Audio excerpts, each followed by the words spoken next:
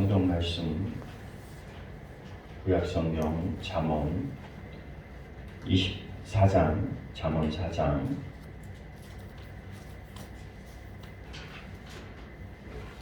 20절로 27절 말씀 구약 성경 915페이지입니다.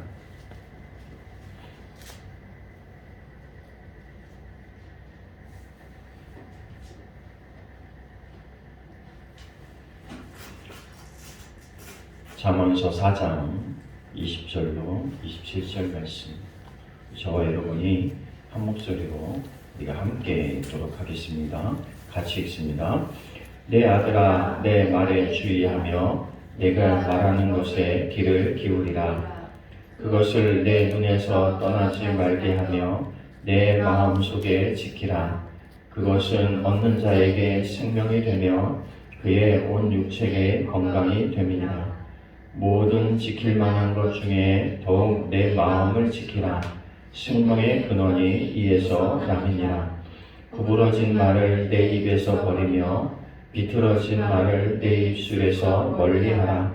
내 눈은 바로 보며 내 눈꺼풀은 내 앞에 곧게 살며 내 발이 행할 길을 평탄하게 하며 내 모든 길을 든든히 하라. 좌로나 우로나 치우치지 말고 내 발을 악에서 떠나게 하라. 아멘. 기도하겠습니다. 하나님, 오늘도 우리 가운데 함께 하시는 하나님의 은혜를 기대합니다. 독생자 예수를 우리에게 보내주시기까지 우리를 사랑하여 주신 그 하나님의 사랑을 오늘도 깨달으며 살아갈 수 있는 우리 모두가 되게 하여 주옵소서. 급하게 변하고 우리가 세상을 어떻게 살지 깨닫지 못하는 부분도 있지만 하나님이 세상 속에서 언제나 선지혜 되신 하나님을 붙들어 살아갈 수 있는 우리가 되게 하여 주옵시고 예수 그리스도를 통해 구원 얻은 것을 감사하며 많은 이들과 이것을 함께 나눌 수 있는 은혜가 우리 가운데 있어질 수 있도록 도와주옵소서. 이 시간도 주님만을 사모하기를 원합니다. 하나님께서 우리 가운데 사모하는 영혼에게 새 힘을 주시고 능력을 더하여 주셔서 세상 가운데서 복음으로 또 하나님과 더불어 승리하는 승리자의 삶을 살아낼 수 있도록 은혜를 베풀어 주옵소서. 오늘도 말씀 가운데 나아갑니다. 하나님 말씀하여 주시고 그 말씀을 깨닫게 하시고 그 말씀대로 살아 하나님의 능력을 경험할 수 있는 우리 모두가 되게 하여 주옵소서. 이 시간도 성령의 임재하심 가운데 함께 하시기를 간절히 원하며 예수님의 이름으로 기도하옵나이다. 아멘. 오늘도 주 앞에 나와 예배하는 저와 여러분 모두 위에 하나님께서 여러분의 마음의 소원을 응답하실 뿐만 아니라 하나님이 동행하심의 증거가 여러분의 삶의 현장에 함께 있게 되시기를 간절히 축복합니다. 네, 특별히 우리 선우가 제대를 하고 함께 예배하게 돼서 너무 반가워요. 우리 축하의 박수 한번 건강하게 우리 제대한 걸 축하하면서 고마워요. 건강하게 또 앞으로 계획하고 또 하고자 하는 일 위에도 우리 하나님께서 함께 하셔서 좋은 지혜를 주실 줄로 믿고 함께 기도해 주시면 고맙겠습니다. 오늘은 말씀 체험하며 살아가기라고 말씀을 드렸는데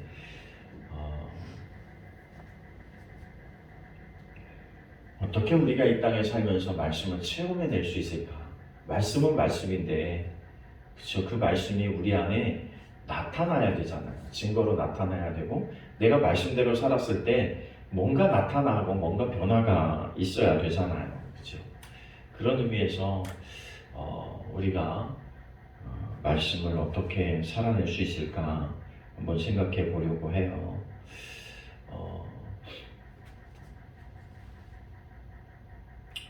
우리가 이렇게 좋은 집들을 보거나 그러면 야, 저 집에 사는 사람은 도대체 어떤 사람일까? 저는 예전에 서울에 살면서 감남산의 기도원에 이제 기도하러 올라가면 밑에서 버스를 내리면 산길을 한참 올라가야 되거든요. 근데 그 올라가는 길 속에 막 으리으리한 집들이 굉장히 많아요. 거기가 평창동이라고. 옛날에는 그때 당시에는 그곳이 제일 유명한 부잣집 사람들이 사는 그래서 드라마에서 나올 때 평창동입니다 그러면 부잣집 이렇게 생각될 정도의 집. 근데 그 마을을 다 지나야만 기도원이 있어요. 그 위에 가면서 그런 생각을 한 거죠. 도대체 이런 집에 사는 사람들은 누굴까? 또 담장은 엄청 높아요. 안이 들여다 보이지가 않아요. 이런 데 사는 사람들은 도대체 뭘까? 누가 이런 데 사는 걸까? 보통 사장님, 회장님, 그죠? 그런 사람들이 살죠. 요즘은 이제 그보다 더 잘 사는 동네들이 많이 생겨가지고 이제는 뭐 평창동이 별 의미가 없지만 아직도 우리가 보기에는 평창동에 사는 사람들은 그래도 잘 사는 사람들에 속하는 사람들이 살고 있는 거죠. 왜냐하면 차가 없으면 살 수가 없어요.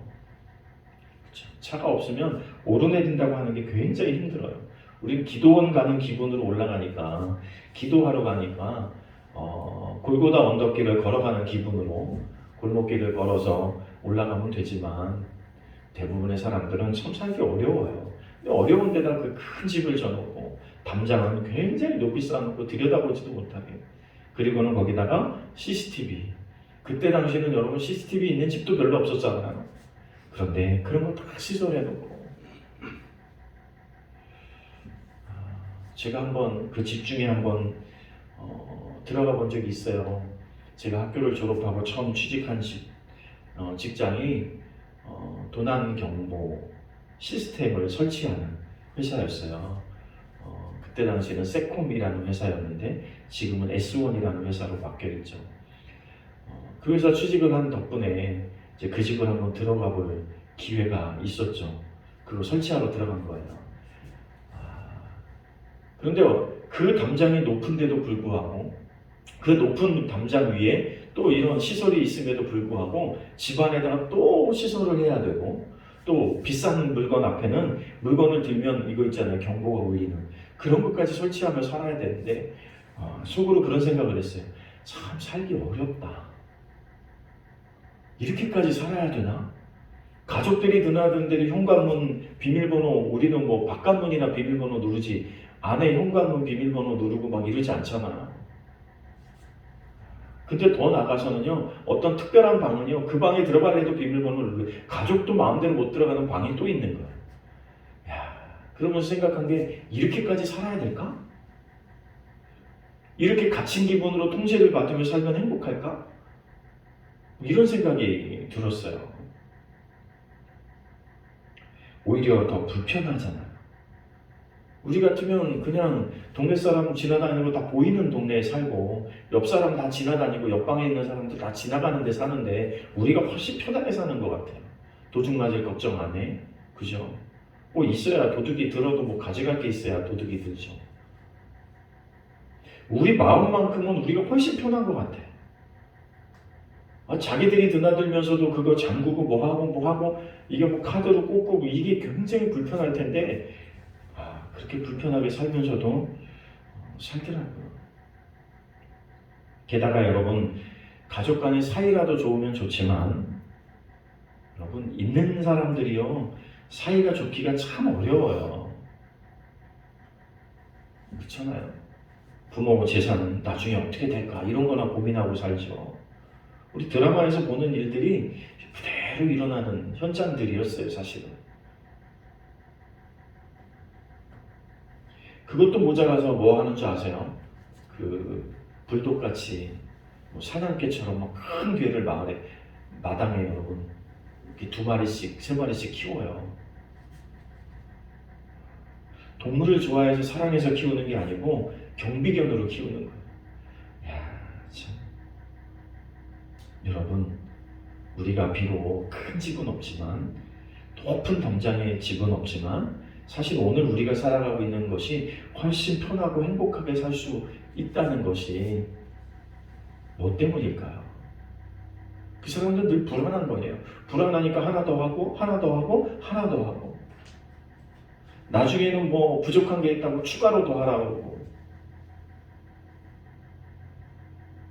그럼 금고 보면 금고에 키가 다 있잖아요. 그죠? 이게 금고 열기가 쉽지 않잖아요. 그런데 거기다가 경보기를 또 달아요. 혹시라도 열리면 경보가 울리게. 그렇게까지 하면 살아요. 그렇게 전전긍긍하면서 사는 이유가 뭘까? 자기의 안전을 지키고 자기의 재산을 지키고 자기 집을 지키고 자기의 가족을 지키려고 하는 거잖아요. 그죠? 그런데 아이러니하게도 그렇게 지키는 것이 지켜지지 않더라는 거예요. 오히려 우리는 예전에 더 안전했어요. 그죠? 옆에 사람들이 서로의 집을 봐주기도 하고 돌봐주기도 하고 옆 가게를 봐주기도 하고 자기 일 있으면 나 가게 좀 봐줘? 그러고 가잖아요. 요즘 같으면 어림도 없어요. 누구한테 맡겨요? 우리 집 좀 봐줘? 우리 애 좀 봐줘? 그런데 요즘은 그런 말을 할 수 없는 시대에 우리가 살아가고 있어요. 점점 각박해지고 점점 불안하게 느끼고 점점 왜 세상은 발전하는데 그렇게 살 수밖에 없는 걸까요? 우리가 우리의 집을 지킨다고 해서 행복한 게 아니고 사실 오늘 성경은 우리에게 뭐라고 말하고 있냐면 솔로몬이 우리에게 말하고 있는 게 뭐냐면 너희는 무릇 지킬 만한 그 어떤 것보다도 뭘 지키라고 말하고 있어요? 마음을 지켜라.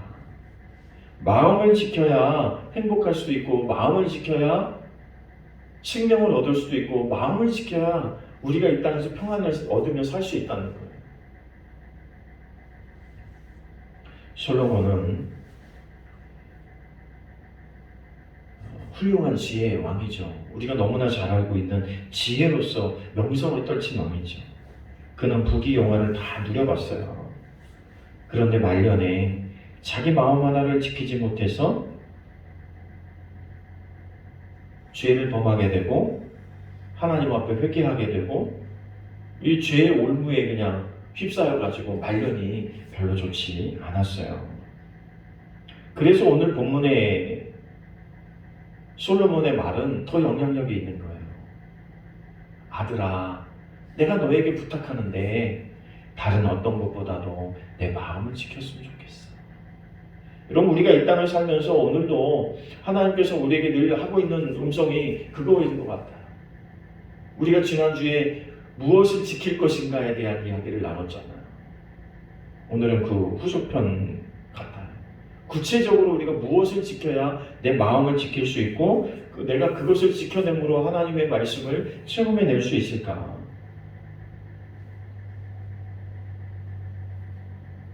마음을 어떻게 지킬 수 있을까요? 내 마음을 어떻게 지켜낼 수 있을까요? 불안한 마음이 있고 걱정되는 마음도 있고 염려스러운 마음도 있고 이런저런 마음들이 다 있는데 어떻게 우리가 평안을 누리고 어떻게 내 마음을 지키며 살아낼 수 있을까?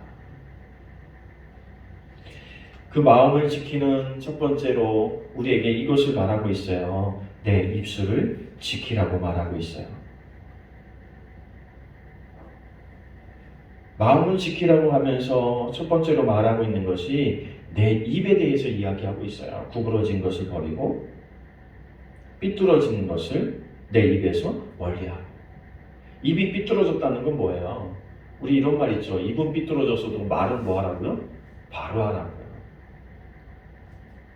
그러니까 우리는 삐뚤어져서 삐뚤어진 말을 하면 안 되는 거예요. 설사 일체적으로 삐뚤어진 입일지라도 말은 바로 하고 살아야 된다는 거지. 오늘 본문은 그래서 그렇게 말하고 있는 거예요. 입을 지키래요. 입을 지키려면 어떻게 해야 돼요?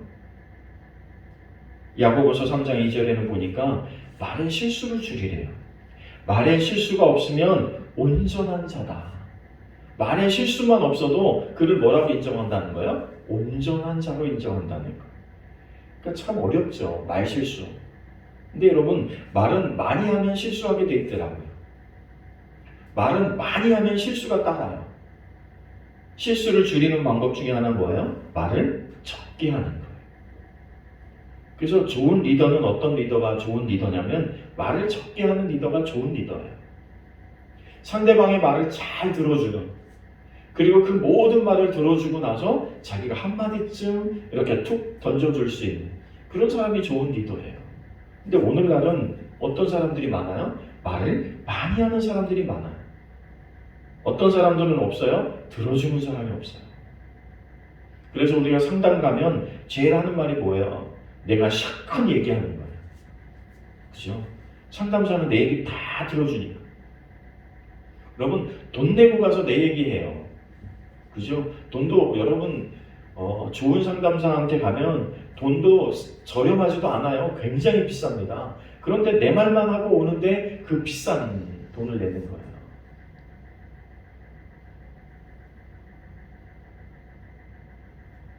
말을 많이 하고 싶거든 저를 찾아오시든지 저희 집사람을 찾아오세요. 우리가 많이 들어드릴 테니까. 돈 안 받고 들어드릴 테니까. 요즘은 서로 말을 많이 하잖아요. 여러분, 이 말 실수에 대한 것을 어디서 우리 제일 많이 봐요? 정치인들에게서 제일 많이 보잖아요. 그죠? 말을 제일 많이 하는 직업을 가진 사람들 중에 하나가 정치인들이에요. 그러니까 자기는 생각나는 대로 막 떠들었는데 나중에 그 말이 올무가 돼가지고 꼼짝 못하게 되는 경우들이 종종 있어요. 그죠?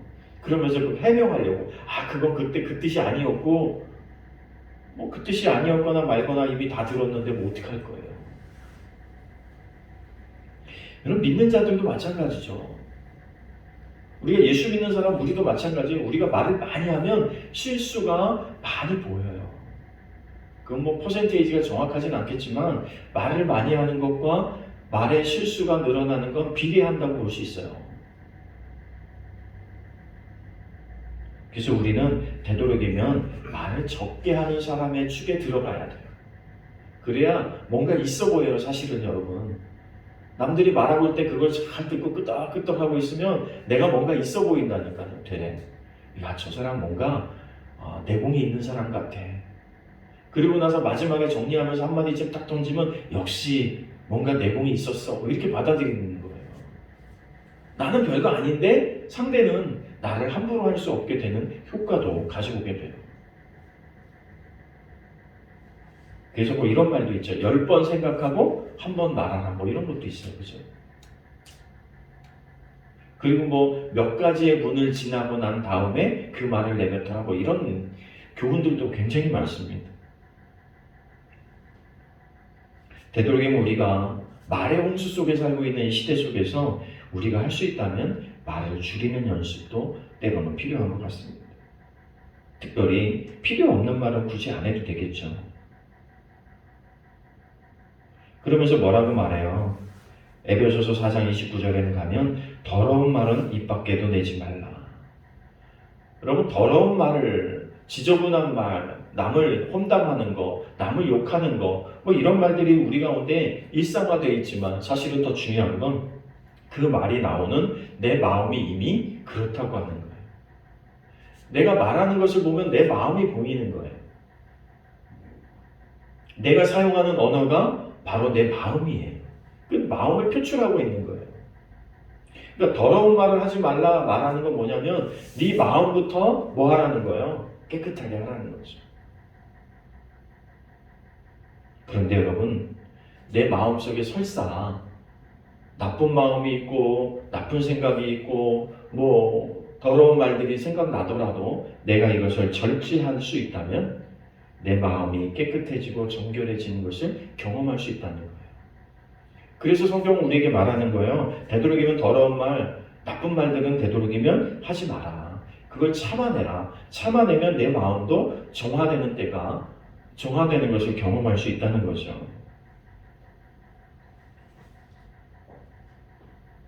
그러므로 우리는 의식해야 돼요. 그래서 말을 어떻게 할지를 노력해야 되는 거예요. 특별히 우리가 조심해야 될 게 남을 험담하는 거예요. 남을 험담하는 거.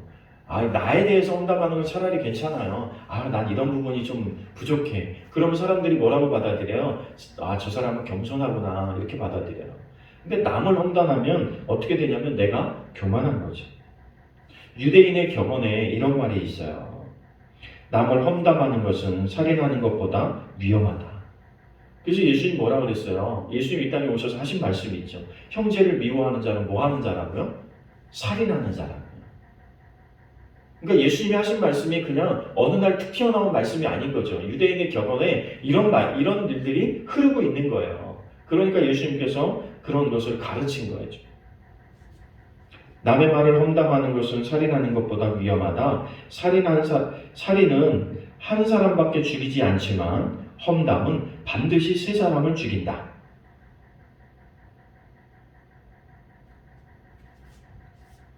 누구누구를 죽이는 걸까요? 즉 험담하는 사람 자신과 그 험담을 반대하지 않고 듣고 있는 사람과 그 험담의 주인공이라고 말하고 있어요. 그 살인하는 사람은 한 사람만 죽이지만 험담하는 것은 세 사람을 죽이는 일이래요. 험담하고 있는 내가 죽어가는 사실을 모르는 거죠. 그리고 그에게 동조하고 있는 그도 죽어가고 있다는 걸 모르는 거예요. 그리고 내가 험담하고 있는 그가 죽어가고 있는 거예요. 이렇게 생각하면 우리가 말하는 게 굉장히 두렵죠. 여러분 자신을 향해서는 남을 향해서는 부정적이거나 험담하는 것, 나쁜 말을 하지 말고 자신을 향해서는 어떤 말을 해주는 게 좋을까요? 자신을 격려하는 말, 오늘날처럼 자신을 격려하는 말이 필요한 시대가 없는 것 같습니다. 그래서 여러분 우리가 예배 때마다 가슴에 손을 얹고 여러분 스스로를 격려할 수 있는 말들을 우리가 같이 해보는 이유가 거기에 있는 거예요. 우리에게 필요한 건 격려예요. 사도 바울은 자신을 이렇게 격려했어요. 빌립보서 4장 13절에 보니까 내게 능력 주시는 자 안에서 모든 것을 할 수 있다. 자기를 격려한 거예요. 내게 능력 주시는 하나님이 나와 있기 때문에 넌 뭐든지 할 수 있어.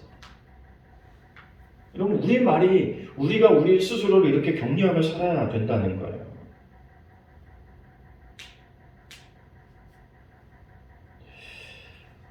남에게 말하는 것은 조심하고 자신에게 말하는 것은 격려하고 긍정적으로 자신을 격려할 수 있는 말이 여러분 가운데 있어지길 바라요. 이것이 우리의 일상 언어가 됐으면 좋겠어요. 그러면 자신을 격려해서 자신이 용기를 얻는 사람은 어떤 줄 아세요? 남들도 험담보다는 남들을 격려하는 자리에 서요. 남들을 위로하고 격려하는 자리에 설 수 있어요. 자기의 자존감이 있어야 그게 가능해요. 내가 아무것도 아니고 자기 스스로를 비하하고 있는 사람이 남을 격려해요? 절대 못합니다. 내 스스로를 스스로 격려하고 넌 할 수 있어. 하나님께서 너와 함께 하시는데 뭐가 부족해? 하나님이 나에게 능력을 주셔서 가능하게 하실 거야.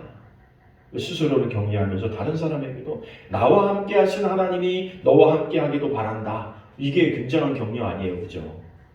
나와 함께 하신 하나님께서 모든 것을 가능하게 하고 계시는데 그 하나님이 너와 함께 하기도 바래. 이거 굉장한 격려예요. 두 번째 우리는 뭘 지키라고 말하고 있냐면 오늘 본문에 보니까 25절에 내 눈을 지키래요. 눈은 마음의 창이라고. 어떤 사람은 눈이 반짝반짝하는 사람이 있는가 하면 어떤 사람은 눈이 그냥 흐리멍텅해가지고 그죠? 근데 대다수 보면 나이가 어릴수록 눈이 반짝반짝하고요. 나이가 들수록 눈이 좀 흐리멍텅해요. 그죠? 우리 나이쯤 되면 50대쯤 되면 이게 선명하게 볼래도 잘 안 되는 그런 단계에 오는 거예요. 그런데 꼭 그런 것도 아니에요. 그죠? 뭔가 의기를 잃고 뭔가 용기를 잃고 뭔가를 잃어버린 사람들의 눈은요. 나이에 상관없이 그 눈에 힘이 없어요. 광채가 없어요. 나이가 어린데 벌써 막 그런 청소년들을 보면 안타깝죠. 여러분 무엇을 보느냐가 굉장히 중요하다는 거예요. 무엇을 보느냐가 굉장히 중요하다는 거예요. 여러분 책들을 봐도 같은 책을 봐도 어떤 책을 보느냐가 중요하겠지만 뭘 보느냐가 굉장히 중요해요. 아담과 하와가 선악과를 어떻게 따먹었어요? 그들의 눈을 들어서 보니까 선악과가 먹음직도 하고 보암직도 하고 지혜롭게 할 만큼 탐스럽기도 했다. 이게 어디서 온 거예요? 눈으로 보니까 유혹이 생기는 거예요. 뭔가 달라 보여요. 듣는 것도 잘 들어야 되죠. 그러니까 사단이 옆에서 꼬드기는 말을 듣고 나니까 그것이 정말 아름답게 보이고 뭔가 신비롭게 보이는 거예요.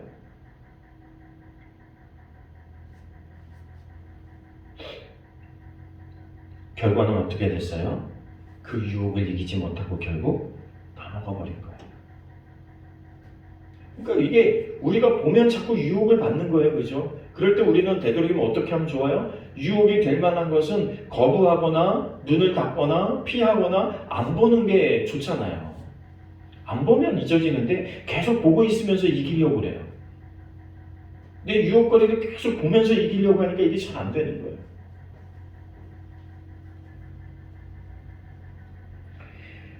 얼마 전에 설교 시간에 말씀드렸는데 아브라함과 롯에 대해서 말씀드렸잖아요. 이게 보는 눈에 관한 이야기거든요. 보는 눈. 롯은 뭘 봤어요? 눈에 보이는 아름다운 땅만 봤어요. 그죠? 눈에 보이는 아름다운 땅을 선택한 결과가 나중에 어떻게 됐어요? 소돔과 고모라가 멸망할 때 그가 봤던 그 모든 것이 멸망하고 아무것도 가진 것이 없이 그냥 혼자 살아남는 이 어리석은 삶의 결과를 가져왔다는 거예요. 근데 아브라함은 뭘 봤어요? 아브라함은 지금 땅을 본 게 아니라 뭘 봤냐면 하나님을 봤다는 거예요. 자기가 가 있는 땅은 자갈밭이고 산지고 아무것도 없는 곳이지만 하나님이 나와 함께 하신다는 사실을 그걸 바라보며 간 거예요. 그랬더니 하나님이 가시는 곳마다 아브라함이 가는 곳마다 복을 주셨다고 성경은 말하고 있어요. 그럼 눈에 보이는 게 다가 아니라는 거죠. 눈에 보이지 않는 믿음의 눈으로 바라볼 수 있는 눈이 필요하다는 거예요. 우리 아이들이 있지만 이 아이들이 보이는 게 다가 아닌 거죠. 우리는 우리 아이들을 믿음의 눈으로 볼 수 있으면 좋겠어요. 믿음의 눈으로 보고 믿음의 눈으로 기도해 줄 수 있다면 하나님의 역사를 그 아이들을 통해서도 볼 날이 반드시 오겠죠. 네. 믿음의 눈으로 보면 하나님께서 함께 하시고 믿음의 눈으로 보면 하나님의 역사가 나타나는 거예요. 여러분, 우리의 눈을 조심해야 돼요. TV도 틀어서 한다고 해서 다 볼 건 아니에요. 그죠? 굳이 안 봐도 될 건 안 봐도 돼요.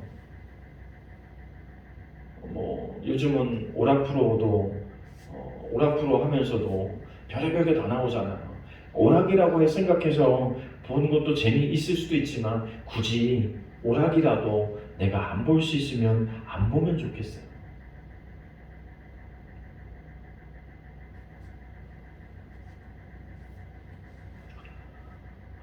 가치관도 혼동돼 있고 또 우리 세상을 보면 얼마나 휘황찬란하고 아름답고 예쁜 게 많아요. 그죠?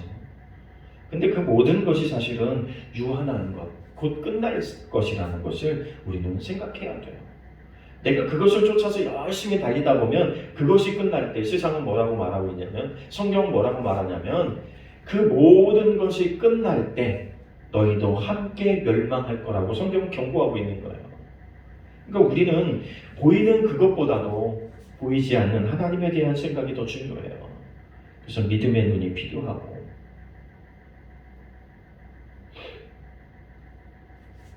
제할 것은 제하고 볼 것을 보고 책도 아무거나 읽을 수 있지만 기왕이면 도움이 되는 좋은 책을 읽고 굳이 도움이 되지 않는 책은 굳이 안 읽어도 되는데 반대로 읽는 경우도 굉장히 많고요. 우리 눈으로 보는 것을 조심해야 된다. 눈의 유혹이 굉장히 중요하다는 거예요. 그다음 세 번째 우리에게 말하고 있는 것이 뭐예요? 네 발을 조심해라 이렇게 말하고 있는 거예요. 네 발을 조심해라. 네가 어디를 가고 있는가를 잘 생각해봐라 이런 말이죠.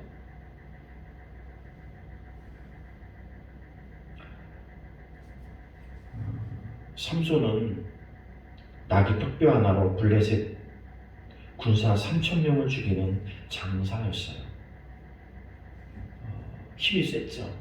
자신만만했어요.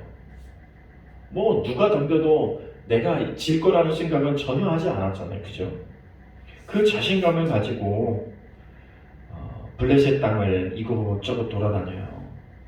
그럼 굳이 블레셋 땅에 돌아다닐 이유는 없어요. 자기 민족이 살고 자기 동포들이 살고 자기 가족이 사는 동네에 살아도 되는데 굳이 자기의 힘을 과시하려고 내가 블레셋 군대도 꺾었으니까 3,000명이나 죽였는데 나 혼자 그걸 과시하려고 블레셋 땅을 이리저리 어깨에 힘주고 돌아다니다가 누구를 만나요? 블레셋 여인을 만나요. 그 여인 때문에 자기의 비밀을 쏟아놓게 되고, 그것 때문에 자기의 눈이 뽑히고, 그것 때문에 결국 그냥 맷돌을 돌리는 짐승과도 같은 삶을 살게 된 거죠. 여러분, 내가 어디를 걷고 있는가도 참 중요한 거예요. 내 발이 가고자 하는 곳, 내가 갈 수 있다고 해서 다 갈 필요는 없는데 굳이, 그죠? 오늘날은 뭐 발로만 갑니까? 자동차 타면 더 멀리도 가고 아무데나 갈 수 있는데, 성경은 우리에게 주는 지혜는 갈 수 있다고 다 갈 필요는 없다는 거예요. 그리고 우리의 발걸음이 옮기고 가야 될 곳이 있죠. 정말 중요한 곳. 그곳에 갈 수 있는 복된 말이 되라는 거죠. 욕심을 따라가지 말고, 눈의 유혹을 따라가지 말고, 입술의 유혹을 쫓아가지 말고, 세상의 유혹을 쫓아가지 말고, 내 믿음을 따라서 내 의지대로 내 발걸음을 옮길 수 있는 사람이 되고라는 거예요. 반대되는 사람이 있죠. 요셉은 보디발의 아내가 자기를 유혹하자 그 장소를 떠나요. 도망치듯이 떠나요. 내가 거할 장소가 아니라고 생각하니까 그곳에서 얼른 비킨 거예요. 얼른 뛰쳐나왔어요. 근데 그 결과는 뭐예요? 잡혀서 감옥에 가는 거였어요. 그러나 그가 그럼에도 불구하고 잠깐 감옥에 있었지만, 그러나 그는 그 믿음과 그의 발걸음이 옳은 것을 선택했기 때문에 그는 나중에 애굽의 총리가, 그 감옥에서 애굽의 총리가 되는 거예요. 그러니까 우리가 지금 내가 손해보는 것 같고 지금 내가 함께하지 않으면 큰일 나는 것처럼 생각하는 그것도 사실은 그것이 아닐 수 있다는 것을 우리가 깨달아야죠. 지금은 내가 가는 것이 좀 불편하고 조금 어려워도 그곳에 가는 것이 내게 복이 되는 경우가 굉장히 많다는 거예요. 여러분, 오늘날 우리가 코로나19라는 걸로 교회 다니기가 얼마나 힘들어요. 눈치 보이고, 그렇죠? 그럼에도 불구하고 우리가 하나님 앞에 예배하는 철저한 삶을 살다고 한다면 우리의 삶을 하나님께서 책임져 주지 않겠냔 말이에요. 그러한 믿음으로 살아낼 때 우리가 정말 복 있는 사람이 되는 거고요. 그러한 발걸음, 그러한 눈, 그러한 입으로 살려고 발버둥칠 때 하나님께서 우리와 함께 하셔서 뭘 해요? 하나님께서 우리와 함께 하심의 증거가 나타나는 거예요. 솔로몬은 고백하고 있는 게 그거예요. 내가 마음을 잃어버렸기 때문에 내 입술이 범죄하고 내 눈이 범죄하고 내 발이 범죄했다는 거예요. 그러니 오늘 우리는 우리의 믿음을 지켜서 하나님께서 우리에게 주시는 복을 계속해서 누리면서, 아니 더 많은 복을 누리며 살 수 있게 돼야 되지 않겠냐는 거죠. 그러니까 여러분, 솔로몬이 하고 있는 건 애절한 마음이에요. 자기가 실수해보니까 그렇게 살면 안 된다는 거예요. 내 마음을 지켜. 그 마음을 지키는 것이 내가 생명을 얻는 거야. 오늘 여러분, 우리가 올바른 삶을 살고 하나님 앞에서 온전한 삶을 살려고 나의 삶을 절제하고 나의 삶을 이끌어갈 때 하나님께서 우리 가운데 주시는 복을 경험하게 될 것이고 체험하게 될 거예요. 여러분이 좋은 말, 긍정적인 말, 아름다운 언어를 사용해 보세요. 역시 교회 다니는 사람은 다르다. 여러분이 좋은 것을 보고 좋은 것을 여러분 안에 쌓아보세요. 역시 교회 다니는 사람은 다르다. 여러분 좋은 곳에 가고 여러분이 하고자 하는 일보다는 하나님을 위해서 일할 수 있는 그곳에 여러분의 발걸음과 여러분의 힘을 쏟아보세요. 역시 예수 믿는 사람은 우리와 좀 다르구나. 여러분 그런 걸 통해서 여러분의 삶 하나하나를 통해서 하나님이 증거될 수 있다는 것. 그리고 그 가운데서 하나님의 영광을 받으시고 그렇게 살고자 하는 여러분에게 요셉에게 주었던 복도 여러분에게 주는 것이고 아브라함에게 주려고 했던 복도 여러분에게 주는 거예요. 그런 복의 주인공이 되는 저와 여러분 되시길 바라고, 여러분이 말씀과 믿음의 결단을 통해서 살아냈더니 하나님께서 나에게 이런 복을 주셨다고 간증할 수 있는 여러분의 삶이 되어질 수 있기를 간절히 바랍니다. 우리 한번 가슴에 손을 얹고 자기 스스로에게 이렇게 말하는 것. 내 눈을 지켜, 내 입술을 지켜, 내 발을 지켜, 그리고 네 마음을 지켜. 네. 자기 스스로에게 이렇게 이 정도는 말할 수 있잖아요. 한 주간 동안 여러분 말하면서 할 수 있잖아요. 그죠? 뭔가 굳이 보지 않아도 되는데 보일 때, 야, 눈을 감자. 내 눈을 지켜야지. 굳이 안 가도 되는데 가고 싶어지면, 야, 내 발을 지켜야지. 굳이 안 해도 되는 말이 굳이 할 필요는 없으니까 내 입술을 지켜야지. 여러분, 그렇게 살면서 여러분 안에서 역사하시는 하나님의 능력을 경험할 수 있기를 간절히 축원합니다. 기도합니다. 하나님,